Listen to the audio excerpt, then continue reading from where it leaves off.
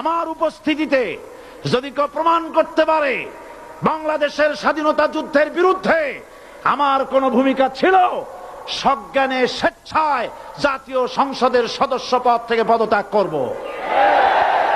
3 বছর পার হয়ে গেছে, আজ পর্যন্ত কেউ এই চ্যালেঞ্জের মোকাবেলা করে নাই। সুতরাং আমাকে যারা রাজাকার বলবে তারা পিতৃ পরিচয়হীন অবৈধ সন্তান। 1971 সনের, শোনো মুসলমানেরা, 1971 সনের কোন কাদা সাইদির গায়ে লাগে নাই।